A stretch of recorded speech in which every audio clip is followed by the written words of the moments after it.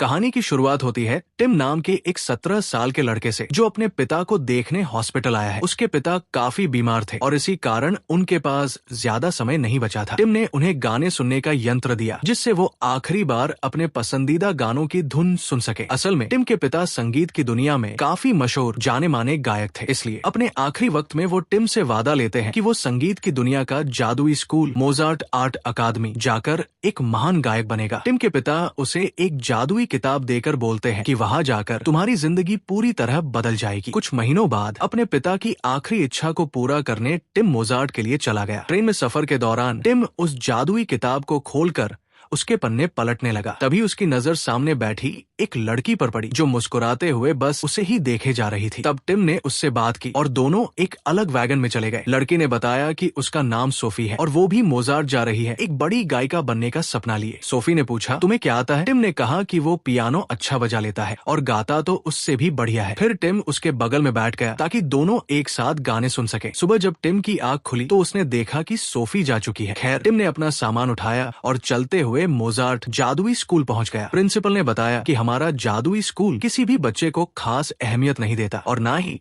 इतनी देर से किसी का एडमिशन लेता है, पर तुम बहुत खास हो क्योंकि तुम्हारे पिता उसके काफी करीबी दोस्त थे और उन्होंने भी यहीं से पढ़ाई कर संगीत की दुनिया में बड़ा मुकाम हासिल किया था। लेकिन उसे यहाँ अनुशासन और नियमों का पालन करना होगा। प्रिंसिपल ने आने वाले जादुई बांसुरी नाम के संगीत नाटक के बारे में बताया, जिसमें सभी बच्चे हिस्सा लेंगे। ये सुन टिम ने कहा कि जादुई बांसुरी उसके पिता का सबसे पसंदीदा संगीत नाटक था, क्योंकि उन्हें नाटक के किरदार राजकुमार टेनो से खास जुड़ाव कनेक्शन महसूस होता था। तभी मिस्टर गार्टनर ने आकर टिम को बताया कि वो उसका टीचर है और उसे कमरा दिखाने ले जाते हुए बताने लगा कि उसने आने में काफी देरी की, लेकिन आने वाले संगीत नाटक में कौन क्या किरदार निभाएगा ये अभी तय नहीं हुआ है। मिस्टर गार्टनर ने कहा कि ये कोई मामूली जगह नहीं है, ये पूरी जगह जादू से भरी हुई है। कमरे में पहुंचकर टिम की मुलाकात पावलो नाम के लड़के से हुई, जो पहले से कमरे में अकेला फैलकर आराम से रह रहा था। लेकिन पावलो को टिम के आने से जरा भी खुशी नहीं हुई, क्योंकि अब उसे अपना कमरा आधा आधा बांटना पड़ेगा। टिम ने पूछा, आखिर तुम अकेले क्यों रह रहे हो? जिस पर पावलो ने कहा कि उसका रूम पार्टनर कुछ दिन पहले स्कूल छोड़कर चला गया था। अगली सुबह पावलो ने टिम को सारा स्कूल दिखाया। तभी इसी दौरान वो एंटन नाम के लड़के से टकरा गए। एंटन बदमाश लड़का था और उसे अपने से छोटे कमजोर बच्चों को तंग करने में काफी मजा आता था, इसलिए उसने पावलो को धक्का देकर गिरा दिया। खैर, जाते हुए एंटन ने टिम को पावलो से दूर रहने को कहा, क्योंकि जो भी उसके साथ रहता है, उससे दोस्ती करता है, उसका बुरा समय शुरू हो जाता है। टिम को उसकी बात काफी अजीब लगी और ना ही समझ आई। पावलो ने बताया कि एंटन संगीत के बादशाह एनरिको का बेटा है, जिनके पैसों से स्कूल चलता है। इसी कारण एंटन अपनी मर्जी चलाता रहता है, जब चाहे किसी को भी परेशान करता, मारता पीटता है। ना जाने कितनी बार उसकी धुलाई एंटन के हाथों हो चुकी है, पर कोई कुछ नहीं कर सकता, कोई उसे छू भी नहीं सकता। खैर, क्लास में प्रिंसिपल सबको बताता है कि टिम हमारा नया स्टूडेंट है और अगले ही पल उसे सबके लिए एक शानदार गाना गाने को बोलते हैं। टिम ये सुनकर काफी हैरान परेशान हुआ, धीरे से कहा कि वो कैसे अभी गाए, उसकी तैयारी नहीं है, उसका मजाक बन जाएगा। प्रिंसिपल ने कहा, बेटा ऐसे महान गायक बनोगे तुम, क्यों शर्मिंदा कर रहे हो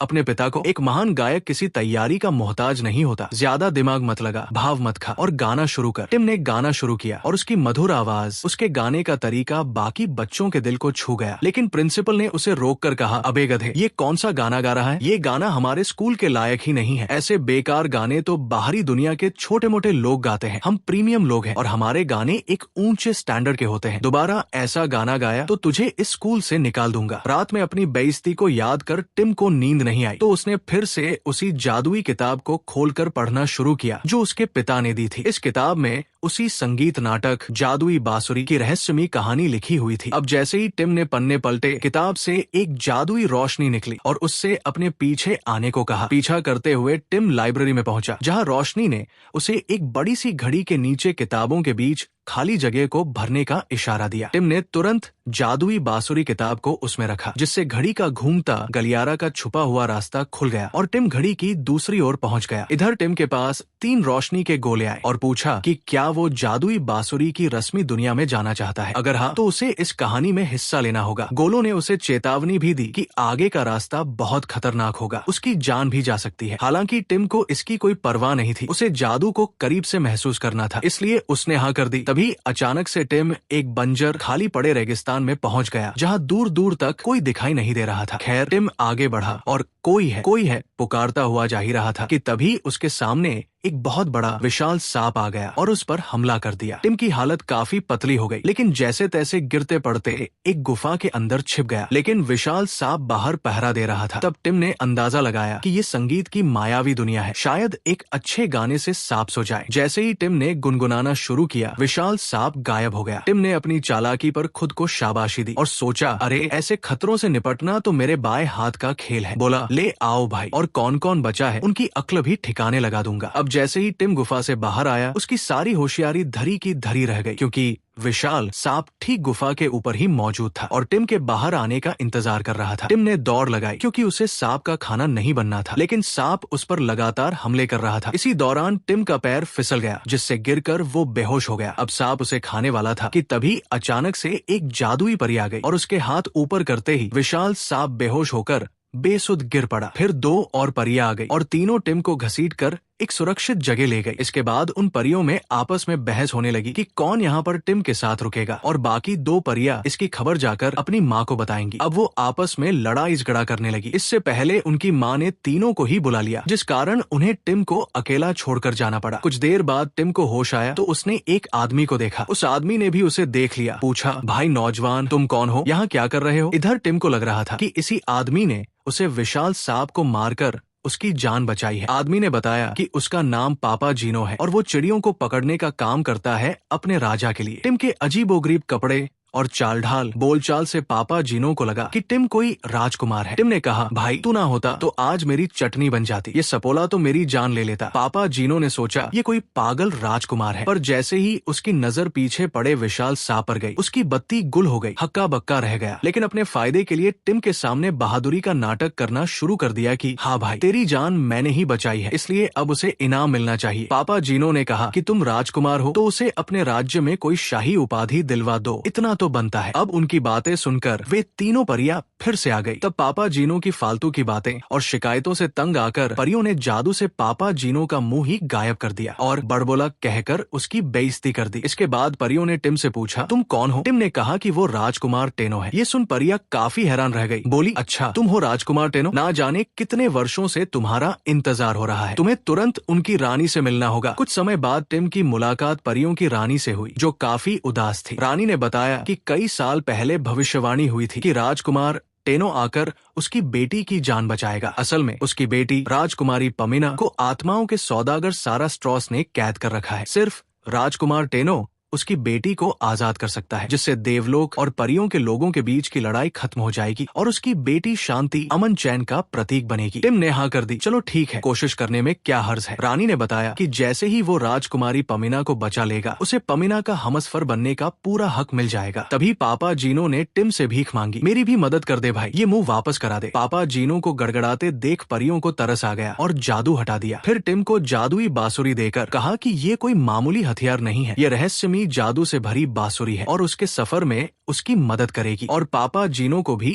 एक जादुई म्यूजिकल बॉक्स दिया। बाहर आकर पापा जीनो ने बताया, मेरे से कोई उम्मीद मत रखना, मैंने सांप को नहीं मारा था। तभी टिम को घड़ी की टिक टिक आवाज सुनाई दी और तभी वो वापस अपनी दुनिया में लौट आया। उसने जादुई बांसुरी को उठाया और किताब को बाहर निकाल लिया। टिम जानता था कि जल्द ही उसे फिर से वापस जाना होगा राजकुमारी को बचाने के लिए। खैर, रात में पावलो टिम को लेकर स्कूल के बाहर एक छिपी हुई जगह पर ले आया जहाँ आग जल रही थी। वहाँ उसे सोफी मिली। टिम ने पूछा कि उसने ट्रेन से निकलने से पहले उसे उठाया क्यों नहीं था। सोफी बोली कि वो थोड़ा जल्दी में थी और वो उसकी नींद खराब करना नहीं चाहती थी। सोफी ने फिर टिम की टांग खींचना शुरू किया, ये कहकर, हमें भी सुनाओ, कौन सा गाना सुना रहे थे प्रिंसिपल को? मेरे सामने तो मुंह नहीं खुलता तुम्हारा। सोफी ने उसकी मधुर आवाज की तारीफ की। बोली, ऐसा मत सोचना कि मैं तुम्हारे बारे में पता कर रही थी। उसके दोस्त बातचीत कर रहे थे नए लड़के के बारे में। फिर सोफी ने समझाया कि अगर तुम्हें आगे बढ़ना है, एक बड़ा गायक बनना है, तो तुम्हें डरना छोड़कर जोखिम लेना होगा, कड़े फैसले लेने पड़ेंगे। अपनी मंजिल तक पहुंचने के लिए कई मुश्किलों का सामना करना पड़ेगा। अगले दिन टिम फिर से घड़ी के पास पहुंचा और किताब रखकर दूसरी दुनिया में जाने की कोशिश की, लेकिन कुछ नहीं हुआ। तब टिम ने जादुई बांसुरी बजाई, ये सोचकर कि शायद इससे कुछ हो जाए, लेकिन कुछ भी नहीं हुआ। कुछ देर बाद सारी घटना को याद करने पर उसे समझ आया कि दरवाजा रात में घड़ी के एक सटीक तय समय पर ही खुलता है, इसलिए कल रात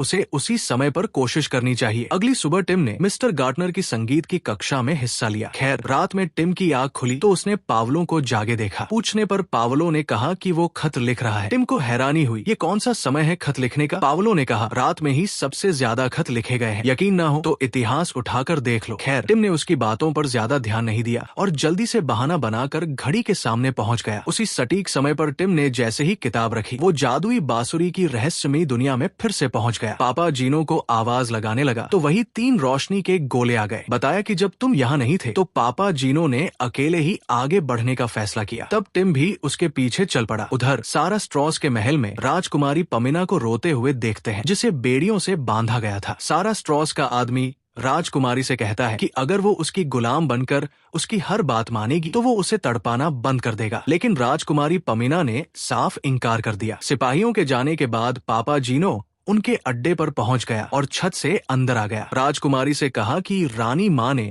उसे बचाने के लिए भेजा है। राजकुमारी को आजाद कर दोनों बाजार की तरफ भाग गए, जहाँ भीड़ में उन्हें टिम भी मिल गया। इससे पहले कि वे भाग पाते, सारा स्ट्रॉस के आदमियों ने उन्हें चारों तरफ से घेर लिया और उनकी हथियारों से पिटाई करने के लिए आगे बढ़ने लगे। तब टिम ने कहा कि वो म्यूजिकल बॉक्स कब काम आएगा? पापा जीनो, बजाओ, कुछ तो अच्छा होगा। पापा जीनो ने जैसे ही बजाना शुरू किया, उससे निकली धुन पर सभी सिपाही नाचने लगे और थक हार कर कुछ देर बाद बेहोश होकर गिर पड़े। तभी सारा स्ट्रॉस खुद वहाँ आ गया और पूछा, आखिर मेरे राज्य में ये क्या हो रहा है? राजकुमारी पमिना ने सारा स्ट्रॉस को सलाम किया और बोली, महाराज, मैं परियों की रानी की बेटी हूँ। मुझे धोखे से आपके आदमी ने कैद कर लिया है और मुझे गुलामी करने पर मजबूर कर रहे थे, इसलिए राजकुमार टेनो और पापा जीनो मुझे बचाने आए हैं। सारा स्ट्रॉस ने उनकी बातें ध्यान से सुनी और समझ गया कि ये लड़की सच बोल रही है और उसके आदमी झूठ। लेकिन फिर भी सारा स्ट्रॉस ने टिम से कहा कि अगर तुम्हें राजकुमारी पमिना की आजादी चाहिए तो तुम्हें 3 परीक्षाओं को सफलतापूर्वक पार करना पड़ेगा। तभी टिम दोबारा से अपनी दुनिया में वापस आ गया, क्योंकि उसका समय खत्म हो चुका था। खैर, अगले दिन एंटन ने एक लड़के की तस्वीर बनाई और पावलो के पास फेंक दी। पावलो ने जैसे ही उसे देखा, उसका दिमाग खराब हो गया, गुस्से में बाहर चला गया। टिम को ये काफी अजीब लगा तो उसने बगल के लड़के से पूछा, ये तस्वीर में कौन लड़का है? दोस्त ने बताया कि बेंजामिन है, जो पहले पावलो के कमरे में उसके साथ रहता था। पावलो ने कहा कि वो बचपन से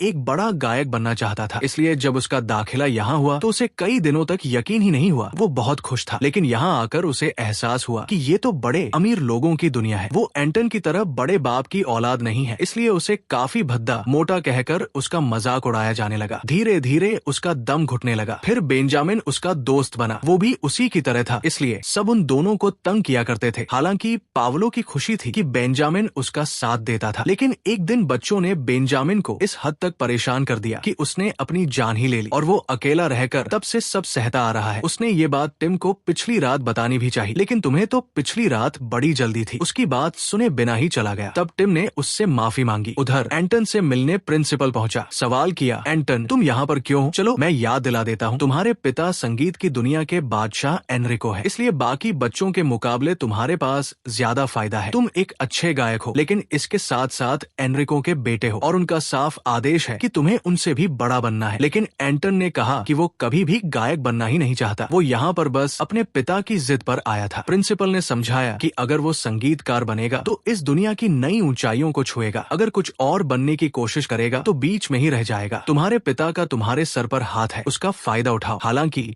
एंटन गुस्से में चला गया। उसे ऐसे जाते हुए पावलो ने देखा और कुछ ही पल बाद उसे झाड़ियों से किसी के चीखने की आवाज सुनाई दी। पावलो ने देखा कि एंटन बुरी तरह जख्मी होकर गड्ढे में गिर पड़ा है। एंटन भी पावलो पर भड़कने लगा। बोला, तुम क्यों हो भाई? मुझे तेरी मदद नहीं चाहिए। उधर सोफी टिम से मिलने सबकी नजरों से छिपकर पहुंची, जहां दोनों मिलकर पियानो बजाते हुए गुनगुनाने लगे। दूसरी तरफ पावलो ने काफी मुश्किल से एंटन को बाहर निकाला और उसे अंदर ले जाकर उसकी मरहम पट्टी भी की। ये देख एंटन को एहसास हुआ कि उसने पावलो और बेंजामिन के साथ अच्छा नहीं किया है। तब एंटन ने उससे माफी मांगी और पावलो ने भी उसे माफ कर दिया। सोफी और टिम की बात आगे बढ़ती कि तभी घड़ी का घंटा बजा, जिससे टिम को याद आ गया कि वो दूसरी दुनिया में जाने का द्वार खुल गया होगा। सोफी को बिना कुछ बताए जल्दी से किताब रखकर जादुई बांसुरी की दुनिया में फिर से पहुंच गया। पहली परीक्षा में टिम को बिना कोई आवाज किए बिना बोले रहना था, जब तक कि उसे बोलने को न कहा जाए। उधर राजकुमारी पमिना को फिर से कैद कर लिया गया था। तब उसकी माँ परियों की रानी अपनी जादुई शक्ति से वहाँ आ गई और अपनी बेटी से पूछने लगी कि उसके भेजे राजकुमार टेनो ने अब तक उसे आजाद क्यों नहीं करवाया है, वो कहा है, और तुमने अपना काम क्यों नहीं किया जो सिखाया था। माँ बेटी की बातों से खुलासा हुआ कि परियों की रानी एक बुरी औरत थी। उसने जानबूझकर अपनी बेटी को यहाँ एक योजना के मुताबिक भेजा था ताकि उसकी बेटी सारा स्ट्रॉस को धोखे से मार दे, जिससे परियों की रानी को अमरता का वरदान मिल सके। उनकी बातों की भनक सारा स्ट्रॉस के आदमी को लग गई और उसने अपने राजा सारा स्ट्रॉस को जाकर सब बता दिया। सारा स्ट्रॉस ने खुद राजकुमारी पमीना से इसके बारे में पूछा तो पमीना ने शर्मिंदगी के कारण सारी सच्चाई बता दी कि उसकी बुरी माँ ने उन्हें मारने के लिए यहाँ पर भेजा था। ये सब उसकी माँ का किया हुआ है। राजकुमारी पमीना को डर था कि अब वो मरने वाली है, इसलिए वो टिम को इधर उधर ढूंढने लगी और उसे टिम मिल भी गया। लेकिन राजकुमारी के बार बार पुकारने पर भी टिम ने कोई जवाब नहीं दिया। टिम को चुप रहना था, लेकिन इससे पमीना को लगा कि टिम उसकी सच्चाई जान गया है, इसलिए अब वो उसकी शक्ल भी नहीं देखना चाहता, तो गुस्से में रोते हुए चली गई। खैर, फिर टिम का समय खत्म हो गया और वो पहली परीक्षा के बीच में ही अपनी दुनिया में लौट आया। इधर प्रिंसिपल ने टिम को बताया कि सोफी को स्कूल से निकाल दिया गया है क्योंकि सोफी नियम तोड़कर लड़कों के छात्रावास में उससे मिलने चोरी छिपे आई थी और उसे इस अपराध की सजा मिली है। तब टिम जल्दी से सोफी के पास माफी मांगने पहुंचा, लेकिन सोफी ने उसे यहाँ से जाने को कह दिया। बोली, तुम्हें तो सिर्फ अपनी पड़ी रहती है, कुछ बताते नहीं हो, और पिछली रात मैं तुम्हारे लौटने का इंतजार करती रही, जिससे मैं पकड़ी गई। तब टिम ने उसे सब कुछ बता दिया और समझाने की कोशिश की कि इन सब चीजों से भी बढ़कर बहुत कुछ दाव पर है जादुई दुनिया में। लेकिन सोफी को लगा कि टिम बहाने बना रहा है। तब परेशान होकर उसने सारी बात पावलो को भी बताई, लेकिन पावलो को भी ये सब मजाक लगा। खैर, समय होने पर टिम फिर से जादुई दुनिया में पहुंचा। टिम को पता चला कि परियों की रानी बहुत बुरी है। वो सारा स्ट्रॉस को सिर्फ मारना नहीं चाहती, बल्कि इसके साथ साथ उसकी जादुई दुनिया को तहस नहस कर सब कुछ बर्बाद करना चाहती है। अभी तक परियों की रानी ने ज्यादातर लोगों पर काला जादू कर उन्हें अपना गुलाम बना लिया है और सिर्फ टिम और राजकुमारी पमीना ही ये सब रोक सकते हैं। दोनों को एक खुफिया रास्ता मिला। उस पर कदम रखते ही उनके चारों ओर आग की तेज लपटें जलने लगी और अगर उन्होंने कुछ नहीं किया तो वे जलकर मर जाएंगे। तब टिम को याद आया कि उसके पास जादुई बांसुरी है जिसका इस्तेमाल अभी तक नहीं हुआ था, तो उसने निकालकर बजाना शुरू किया, जिससे जादुई तिलिस्मी हवा निकलने लगी और धीरे धीरे सारी आग बुझ गई। लेकिन तभी दोनों नीचे पानी में गिरकर डूबने लगे। तब टिम ने आखिरी बार जादुई बांसुरी को पूरी ताकत से बजाना शुरू किया, जिससे परियों की रानी का काला जादू हार गया और सारे राज्य के लोग ठीक हो गए। सारा स्ट्रॉस ने उन दोनों को धन्यवाद दिया कि सिर्फ उनकी बहादुरी के कारण आज उनका शहर बच गया। फिर सारा स्ट्रॉस ने राजकुमारी पमीना को उसके और परियों के दोनों लोगों की नई रानी बना दिया, जिससे वो बुराई को खत्म कर शांति, अच्छाई, नेकी की मिसाल बने। इसके बाद टिम ने इस जादुई दुनिया और पमीना पापा जीनो को अलविदा कहा और वापस अपनी दुनिया में लौट आया। उसे घड़ी से निकलते देख पावलो को भी यकीन हो गया कि टिम सच बोल रहा था। खैर, टिम दौड़ते हुए सोफी को रोकने पहुंचा क्योंकि सोफी शहर छोड़कर जा रही थी। उसे सोफी मिल गई और उसने सब कुछ उसे बता दिया। जैसे ही सोफी ने भी उसे माफ कर दिया। आखिर में खुलासा हुआ कि सोफी कोई और नहीं बल्कि प्रिंसिपल की बेटी है और टिम को अपनी बेटी के करीब आता देख प्रिंसिपल सोफी को टिम से दूर करना चाहता था। हालांकि सोफी ने लौटकर अपने पिता प्रिंसिपल को साफ कह दिया कि वो कहीं नहीं जाने वाली। अंत में संगीत नाटक हुआ जहां एंटन ने अपनी जगह टिम को दे दी और टिम ने अपनी मधुर आवाज से सभी का दिल जीत लिया। इसी के साथ ये कहानी खत्म हो जाती है।